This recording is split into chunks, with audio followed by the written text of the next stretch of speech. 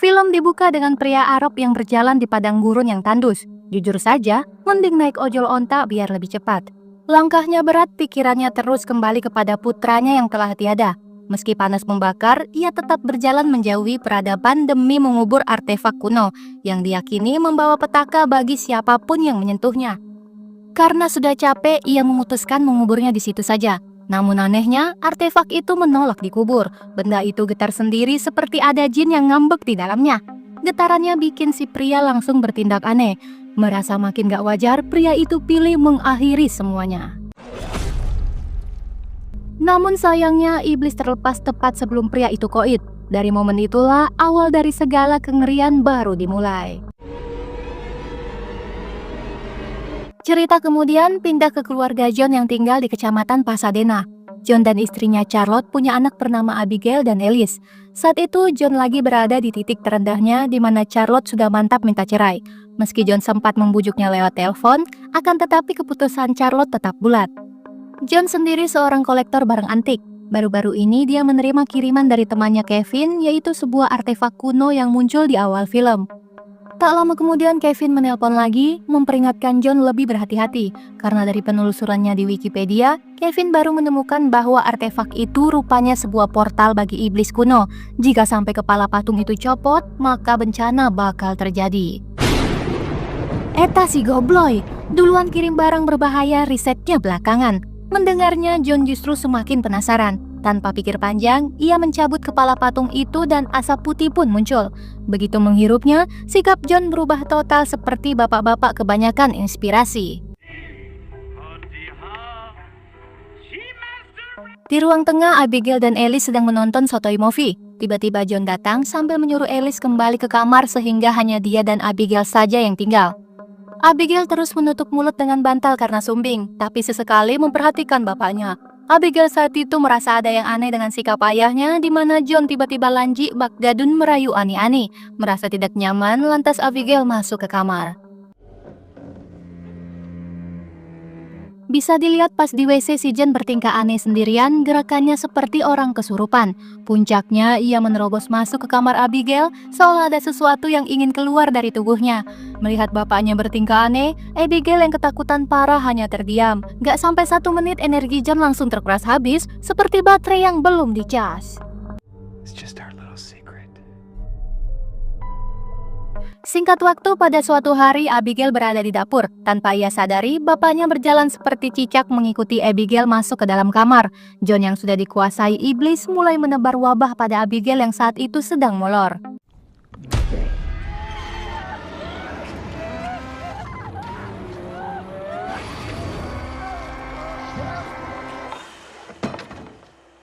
Abigail yang tak bisa melawan akhirnya menelan langsung oli setan yang keluar dari mulut si John. Hasilnya, Abigail pun ikut kerasukan, menjadi bagian dari iblis yang sama. Ironinya, Abigail maupun ayahnya tak ingat dengan kejadian itu. Singkat waktu, Abigail kabur dari rumah. Dia merasa jorok akibat tercemar kemarin. Sementara di rumah, John yang sudah sadar langsung menelpon Charlotte. Katanya Abigail mendadak hilang dari rumah, dan Alice pun tak tahu kemana kakaknya pergi. Mendengar itu, Charlotte langsung marah. Singkat cerita, Abigail ke rumah kakeknya yang sudah lama kosong. Abigail rupanya hamidun dan dia tidak mau menanggung aib itu sendirian sehingga dia pun nekat menghilangkan bayinya. Gelonya, dia nggak takut tetanus.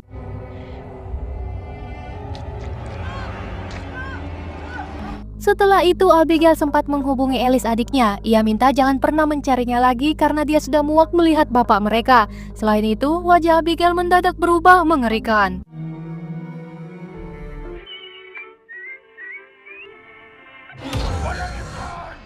Di pagi harinya, Abigail terkena denjutsu sehingga badannya tak bisa bergerak. Akan tetapi di alam bawah sadarnya, dia bertemu iblis yang menyerupai ayahnya.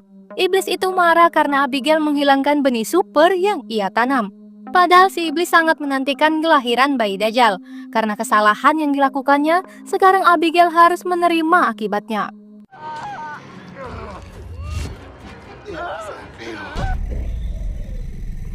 Yang lebih mengejutkan, iblis berencana mengambil jiwa Alice adiknya Abigail sebagai pengorbanan berikutnya. Namun Abigail yang tidak mau itu terjadi lantas memohon kepada iblis sampai ia rela mau melakukan apa saja asal adiknya tidak diganggu. Mendengar itu, iblis mengabulkan permintaannya, tapi dengan satu syarat, Abigail harus mencari bocil lain sebagai penggantinya.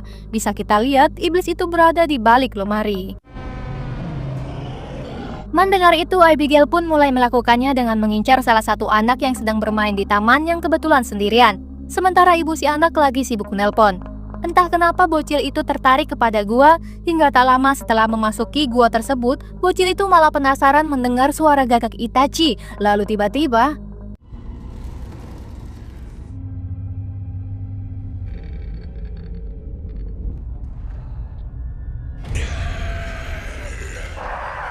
tangis Abigail pecah, ingusnya turun naik seperti lift saat menyadari anak yang baru diculiknya sudah tewas. Ternyata mencari kriteria anak yang disukai iblis tidak semudah yang dibayangkan. Iblis itu nggak mau sama bocah yang berambut gondrong, sehingga mau tak mau Abigail harus mencari anak yang lain. Singkat waktu, Abigail berhasil menculik anak yang sesuai kriteria iblis, bocah blonde berambut jagung lurus. Diam-diam, Meg sempat menghubungi pusat bantuan dan melaporkan bahwa ibunya berubah menakutkan dan kini entah di mana. Operator pun menyuruh Meg tetap bersembunyi di situ sampai petugas datang. Namun tiba-tiba,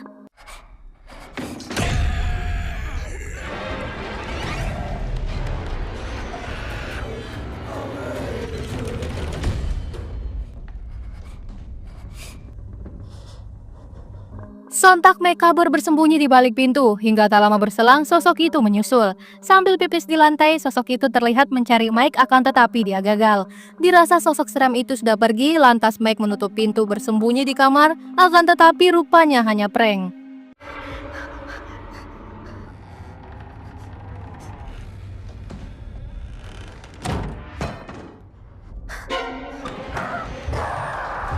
Untungnya, Abigail sempat sadar sehingga Mike tidak terluka. Abigail terkadang kembali normal, namun lebih seringnya kerasukan yang merubah dirinya menjadi sangat mengerikan. Sementara itu, berita di televisi menayangkan kasus penculikan seorang anak bernama Mike yang sudah 9 bulan belum ditemukan. Kasus hilangnya bocah itu bahkan menjadi perhatian nasional. Di sini mungkin kalian bertanya-tanya, mengapa Meg tidak mengingat apapun? Itu karena kemampuan iblis membuatnya melihat Abigail sebagai ibu kandungnya sendiri. Bahkan ia sampai lupa wajah ibunya yang asli. Melihat berita itu, Abigail buru-buru mengganti channel Sotoy Movie.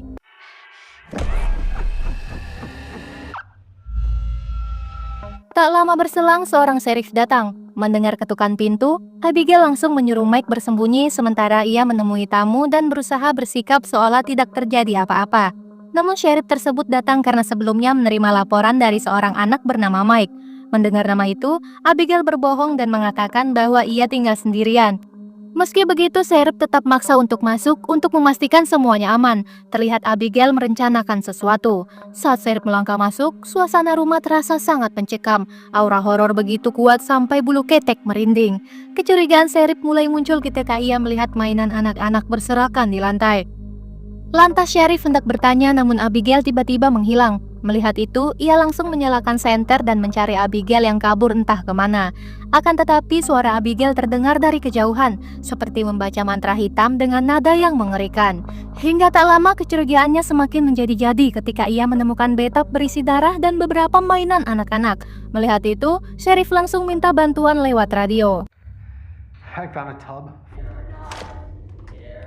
Dengan pistol yang sudah disiapkan, sheriff menelusuri rumah lebih dalam hingga menemukan sebuah pintu menuju ke basement. Mengira Abigail bersembunyi di sana, ia pun menuruni tangga perlahan. Namun betapa syoknya ia ketika menemukan 3 mayat bocah yang dibungkus kain kafan. Di sampingnya terdapat lilin hitam dan sebuah salib.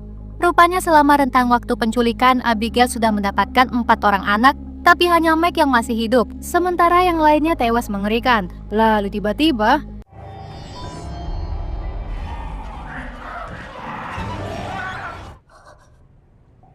mendengar suara tembakan, Meg yang penasaran keluar dari persembunyiannya dan melihat sheriff sudah terluka parah. Melihat Meg, sheriff segera menghubungi pusat bantuan untuk memberitahukan ada satu bocah yang masih hidup.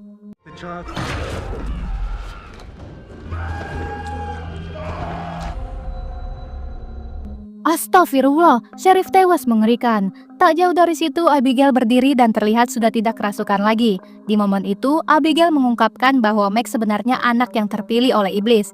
Namun selama ini justru Abigail yang berusaha melindungi Meg dari ancaman makhluk itu yang saat ini bersembunyi di plafon rumah. Sayangnya, Abigail sudah capek dan tak sanggup melawan lagi, sehingga ia memilih untuk mengakhiri hidupnya. Mike akhirnya terlepas dari genjutsu hitam yang selama ini menutup ingatannya. Namun kini ia justru sendirian menghadapi iblis gurun. Melihat iblis mengejarnya, sontak Mike kabur ketakutan. Namun tiba-tiba saja sosok itu menghilang. Sementara suaranya terdengar di mana-mana. Tak tahu harus lari kemana, apalagi terjebak di rumah tua yang gelap sehingga Mike semakin panik. Lalu tiba-tiba...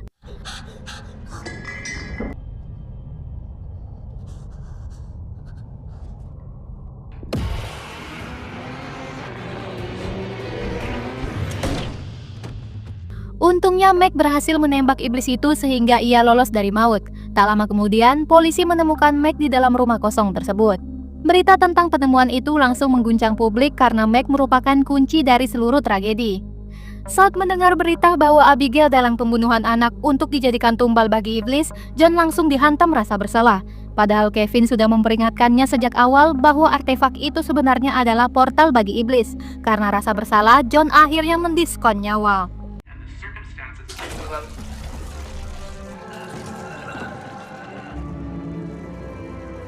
20 tahun kemudian, cerita beralih kepada Ailis, adik dari Abigail. Saat itu ia sedang berada di sebuah studio TV bersama host kadaluarsa bernama Jennifer. Malam ini mereka membahas buku terbarunya Ailis, lanjutan dari buku lamanya yang sempat menjadi bestseller. Buku itu mengangkat kembali tragedi kelam yang menimpa Abigail dan Meg, sebuah peristiwa yang hingga kini masih dianggap kasus paling kelam yang pernah terjadi di Pasadena. Rupanya Meg yang sudah beranjak dewasa ikut menonton acara tersebut. Namun semua yang mereka bahas di acara itu hanyalah versi luar, karena tak seorang pun tahu kejadian yang sebenarnya kecuali Mike itu sendiri. Sementara itu di rumah kosong peninggalan kakek Ailis, ternyata iblis itu masih hidup. They said she killed them. Singkat waktu, Ailis yang kini sudah kaya raya berkat buku yang ia tulis tentang peristiwa kakaknya saat ini sedang menonton sebuah acara lawas. Dalam tayangan itu, ibu kandung Mike diwawancarai yang mengaku gagal menjadi seorang ibu karena tidak mampu menghapus kenangan buruk yang dialami Mike saat kecil ketika ia diculik oleh Abigail. Sejak saat itu, Mike terus menggambar sosok setan berambut jabrik dan makhluk mirip cacing gondrong, gambar yang tak dapat dijelaskan oleh akal sehat. Ibunya mulai yakin bahwa Mike mengalami sesuatu yang jauh lebih gelap dari sekedar trauma. Di sepanjang hidupnya, Meg tidak pernah lagi berbicara dan mengurung diri di kamar, bahkan setelah dewasa ia masih sering ngompol, seolah jiwanya berhenti di masa kecil. Intinya Meg menjadi orang yang sama sekali berbeda sejak hari itu. Dokter psikiater yang dulu menanganinya juga memberikan penjelasan serupa. Menurut dokter, Meg mengalami trauma permanen yang kemungkinan besar tidak akan pernah pulih. Dokter itu bahkan mengakui bahwa ia baru sekali ini menangani pasien aneh yang seolah dirasuki sesuatu. Meski seorang profesional, ia pun tak menutup kemungkinan adanya unsur gaib. Sementara itu, dari penjelasan Kevin, sumber dari semua kekacauan ini berasal dari artefak kuno yang pernah dibuka kepalanya oleh John. Dari sanalah awal bencana terjadi, dan ia percaya iblis itu masih berkeliaran sampai sekarang. Mendengar semua penjelasan yang bernada supranatural dari berbagai saksi, Alice pun mulai merasa gelisah. Belum sempat menenangkan diri, ponselnya tiba-tiba berbunyi. Di seberang terdengar suara aneh. Awalnya ia pikir kerjaan orang iseng, sampai kemudian ia mulai mengenali suara tersebut ternyata suara kakaknya Abigail.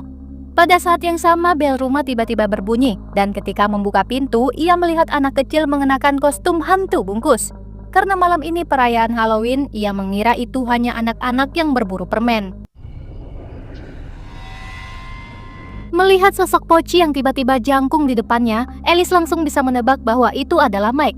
Lantas ia mempersilakannya masuk, namun diam-diam menyelipkan pistol di pantatnya sebagai antisipasi.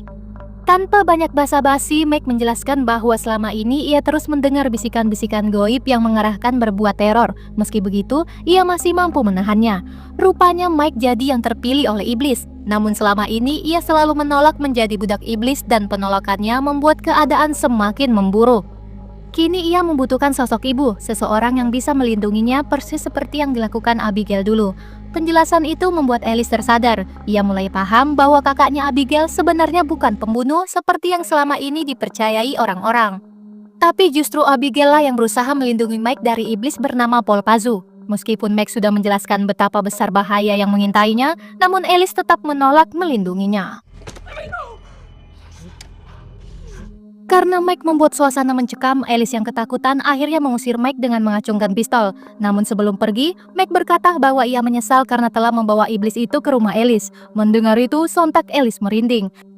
Mike yang sempat kabur dari rumah itu kini justru didatangi iblis melalui celah alam bawah sadarnya. Makhluk itu berusaha masuk dan mengambil alih tubuh Mike. Meski wajahnya seram, tapi bisa kita lihat iblis itu pakai kancut warna pink.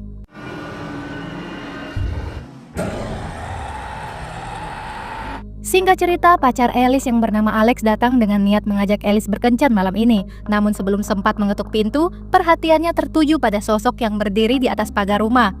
Ia mengira itu hanya seseorang yang memakai kostum hantu bungkus, mungkin sebagian dari perayaan Halloween. Lantas Alex pun mencoba sekedar basa-basi, namun sosok itu tidak menjawab lalu dalam sekejap menghilang begitu saja.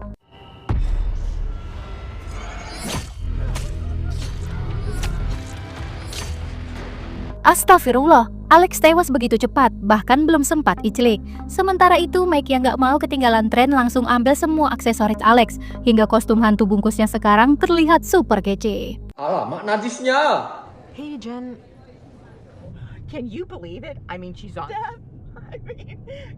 Berita kematian Alex langsung viral. Mengetahui hal itu, Jennifer minta asistennya untuk mengundang Alice, pacarnya Alex, ke studio karena ia yakin acara TV mereka pasti naik rating dengan kehadiran Alice.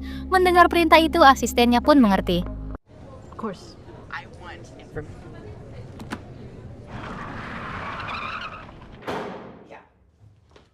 Namun saat Jennifer tiba di studio, suasana kok sepi. Barang-barang berhamburan di mana-mana seperti baru terjadi kerusuhan. Tak lama kemudian asistennya muncul dari tempat persembunyiannya. Dengan berbisik, ia berkata bahwa seorang berkostum hantu bungkus tiba-tiba mengamuk, menghabisi seluruh kru di studio kecuali dirinya yang berhasil selamat.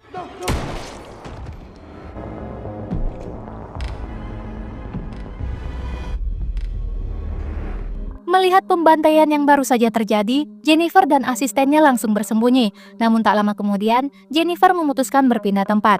Saat sosok itu datang mendekat, si kadaluarsa dengan tega melemparkan sandal jepit tepat ke arah asistennya sebagai pengalihan. Akibatnya, persembunyian asistennya terbongkar dan ia pun tewas dengan cara yang mengerikan. Sementara nenek yang kabur ujung-ujungnya tertangkap juga. Akibatnya jidat liciknya terluka parah akibat dihantam ke beton. Tapi untungnya saat itu Mike kehabisan peluru, sehingga Jennifer memanfaatkan kesempatan untuk menyetrum, namun Mike rupanya belum pingsan. Di tengah kekacauan itu, secara tiba-tiba Alex muncul di studio. Melihat Jennifer yang nyaris modar, Alice spontan berkata bahwa dia mau menjadi ibu bagi Mike. Mendengar itu, Mike merasa lebih tenang, karena yang dia butuhkan memang sosok seorang ibu, bahkan dia sampai melepaskan sanderaannya.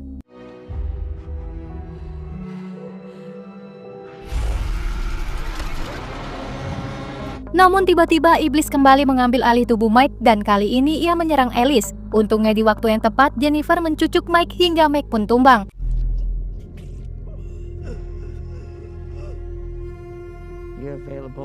Dengan begitu film pun berakhir. Gimana filmnya? Menarik bukan? Film ini berjudul Traumatika tahun 2025. Jika menurutmu cukup menghibur, tolong like video ini. Sebaliknya, jika menurutmu jelek, silakan tulis di kolom komentar karena aku sudah menunggu makianmu.